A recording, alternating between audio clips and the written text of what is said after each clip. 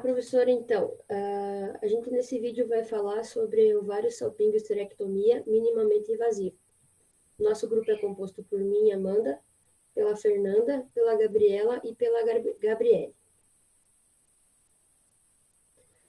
Então, a ovário salpingo-esterectomia, ou OSH, é uma forma para abreviar, ela é um dos procedimentos cirúrgicos mais realizados nas rotinas de clínicas e hospitais veterinários. A OSH permite que o animal se recupere da anestesia logo e também possa ir para casa em pouco tempo para evitar hospitalizações, reduzir os custos do procedimento e evitar fatores como estresse para o animal. Ela requer muito treinamento e, na falta dele, o procedimento pode durar longos períodos e também ser perigoso. Ela é indicada para vários fatores e a gente vai falar sobre alguns deles. Ela ajuda a controlar os nascimentos indesejados, estros prolongados, ajuda a prevenir tumores mamários, ajuda também na prevenção da presença de parto patológico, no tratamento de enfermidades ovarianas, uterinas e vaginais. Um exemplo é a piometra. E também minimiza situações de anomalias congênitas, endócrinas e dermatológicas.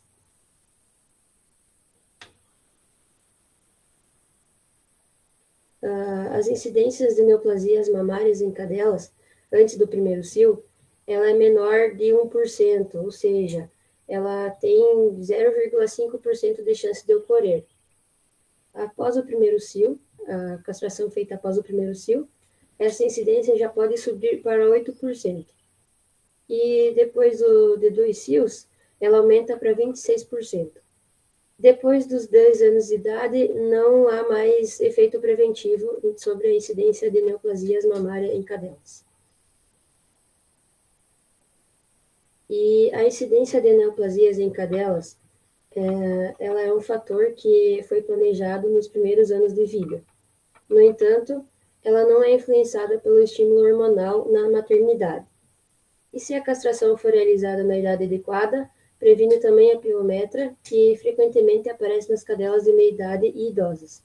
E outra coisa que a ovário salpingo-esterectomia ajuda, ou é uma forma de tratamento, é sobre a pseudociese.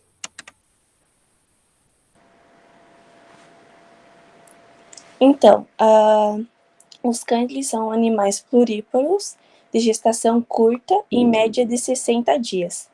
As fêmeas elas já iniciam o acasalamento entre 6 a 9 meses. O intervalo do cio varia, né? E na maioria dos casos é a cada 6 meses. E uma cadela ela pode ter 2 partos ao ano e gerar entre 8 e 6 filhotes ano. E aqui a gente tem uma imagem do aparelho reprodutor de uma fêmea, que aqui a gente pode observar onde cada nomezinho está localizado. E também a castração ela é um procedimento que normalmente é simples, mas o veterinário tem que ter um conhecimento básico da anatomia e também da fisiologia do trato reprodutor. E aqui a gente também tem uma imagem que eu vou falar um pouquinho de cada nó. Que os ovários ele tem funções endócrinas, que é a produção de estrógenos e de progesterona, e exócrinas, que é a produção de gametas, que é os oócitos. E os ovários eles são envoltos pelo epitélio superficial, que ele é contínuo com o mesovário, e esse epitélio é uma modificação do revestimento peritoneal visceral ovariano, que eles são formados por 2 zonas diferentes, o córtex e a medula. Já as tubas uterinas, elas são estruturas pequenas, que variam de comprimento entre 5 e 6 centímetros, e as cadelas, elas possuem uma pequena papila que contém o ósteo uterino da tuba, que é a abertura da tuba para o corno uterino, que atua como um obstáculo contra as infecções. Já o útero, ele é o local de implantação do feto e seus envoltórios, que passa por diversas modificações durante o estro e é constituído por cornos bilaterais, que são conectados aos vidutos, corpo, colo e também a vagina. E já a vagina, ela é um órgão longo e estreito, que ele também é composto por uma túnica muscular densa, de fibras circulares e também da túnica mucosa de pregas longitudinais. E também vale ressaltar que a glândula mamária, ela também faz parte do sistema reprodutor e a lactação ela pode ser considerada como a fase final da reprodução.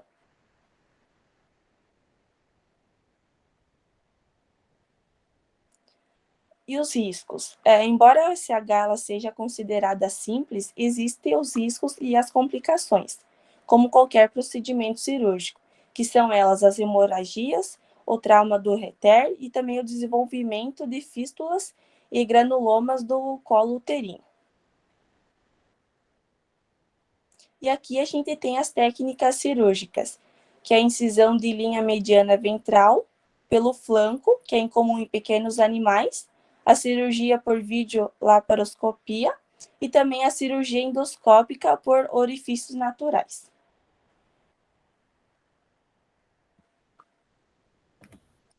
Então, eu vou falar um pouquinho diretamente da ovário-salpingo-esterectomia pela linha mediana ventral.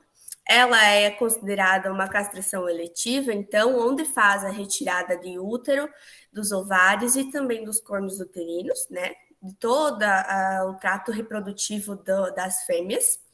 E essa linha, o acesso pela linha mediana ventral, ele também tem, passa por ele a cesariana também, quando se tem, tem que haver uma intervenção no parto em que a cadela não consegue parir sozinha. Então, a cesariana é feita por essa técnica de linha mediana ventral.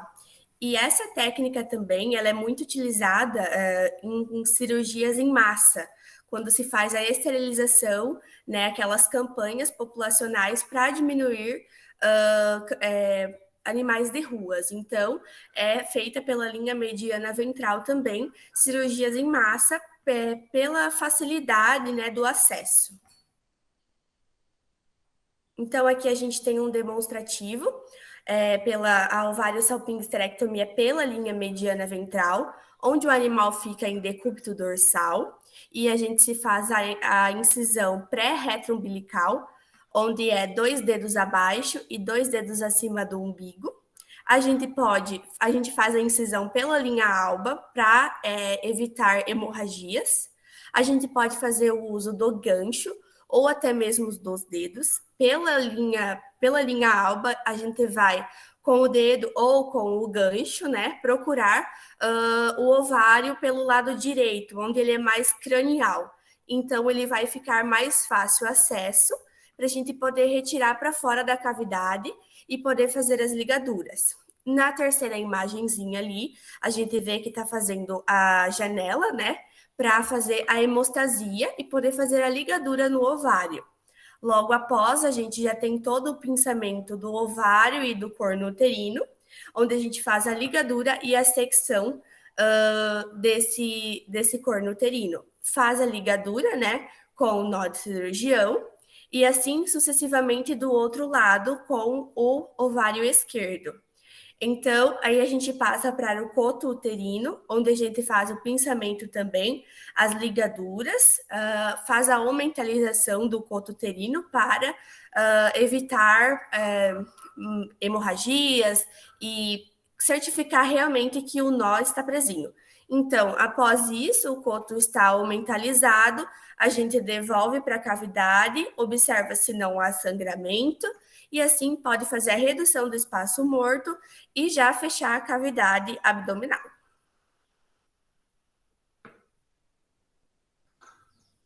Então, esse tema do nosso trabalho, então, é para falar justamente da videolaparoscopia, que é para fazer as castrações agora que está ficando muito em alta, né?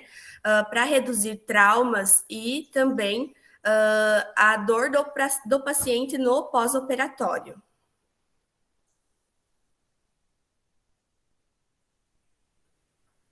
Então, a OSH por videolaparoscopia, os primeiros métodos endoscópicos com acesso à cavidade abdominal e torácica, eles foram desempenhados e descobertos por Kelling em 1901.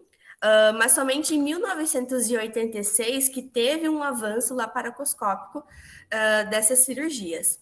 A videocirurgia, então, ela tem um objetivo de apresentar uma menor invasão e um menor trauma, já que a sua visualização ela é atingida através de um endoscópio, com o abdômen e o tórax fechado, mas tendo os mesmos princípios que conduzem a uma cirurgia convencional. Então, o animal não vai passar pelo estresse da gente ter que abrir toda a cavidade, vai passar por uma menor contaminação e vai ser feito a cirurgia do mesmo modo. Então, aí a gente também tem, por técnicas, né, na videolaparoscopia, o acesso abdominal é chamado de laparoscópica, celioscópica ou pelvioscópica. E quando se abrange o tórax, a gente chama de toracoscopia, pleuroscópica ou toracoscópica. E quando envolve as articulações, a gente chama de artroscopia.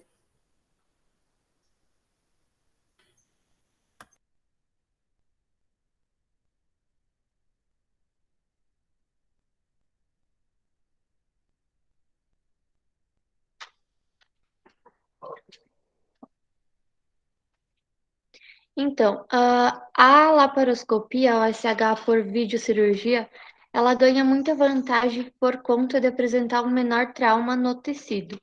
Além disso, o cirurgião precisa manipular menos as vísceras e, com isso, consequência, causa menos hemorragia ou, às vezes, nem causa nenhum sangramento. Além disso, no pós-operatório, a dor é reduzida e o período de convalescência ele é mais curto. Isso quando comparado aos procedimentos tradicionais. Então, a gente colocou um estudo de caso para sair um pouco da teoria, um estudo que foi feito na prática, onde um grupo de pesquisadores comparou duas técnicas de OSH. Uma técnica era minimamente invasiva e uma delas era convencional. Para esse teste, o grupo utilizou 20 animais, 20 fêmeas, no caso, sem raça definida e com um peso médio de 1,5 kg. Esses animais elas foram divididas em 2 grupos de 10 animais cada grupo. Então, o grupo 1 foi o grupo submetido à OSH minimamente invasiva, em que foi feito 3 incisões de 2 a 3 centímetros cada, e a técnica utilizada foi a técnica do gancho de Snook, em que, através das incisões, introduz o gancho e então busca o útero e os cornos uterinos, depende do local da incisão. E no grupo 2 foi realizado a ovário-salpingo-esterectomia convencional, aquela pela incisão pré-retroumbilical, que é feita na linha média e na técnica tradicional. Então, aqui a gente tem uma imagem do grupo 1, o útero já exposto, e na segunda imagem a gente vê aqui já a síntese feita, sutura aqui nas 3 incisões de 2 a 3 centímetros. Então, o resultado que eles obtiveram foi que essa técnica ela demonstrou ser bastante segura e eficiente, e ela pode sim ser utilizada nos mutirões de castração. Porém, para que isso seja possível, é importante que a equipe ela seja treinada para reduzir o tempo e para reduzir o risco. Porém, eu nunca vi essa técnica ser utilizada nos mutirões por conta do custo dos equipamentos, que são muito elevados e geralmente mutirões são mais animais de rua ou de pessoas de famílias mais carentes, que não têm condições de pagar por uma videocirurgia. Foi observado também que a OSH da técnica do gancho de Snook ocorreu menos complicação ou não ocorreu complicação pós-operatória imediatas. Ela permitiu também um retorno do animal rápido para casa. Assim que finalizou a anestesia, o animal já tem alta e já pode ir para casa, o tutor já pode levar ele para casa. E desde que tenha os cuidados pós-operatório, como utilizar o colar, fazer a antisepsia no local. Antisepsia não, cuidar da ferida ali. Também evitar que ele se automutile. Enfim, todas as técnicas pós-operatórias que são utilizadas em qualquer procedimento. E também ela pode ser empregada em pacientes obesos. Nesses animais, o acesso aos ovários pela via mediana, ela é um pouco mais difícil. Porém, com a videocirurgia facilitou o acesso também para esses animais. Esse era o nosso trabalho, então. Obrigada pela atenção.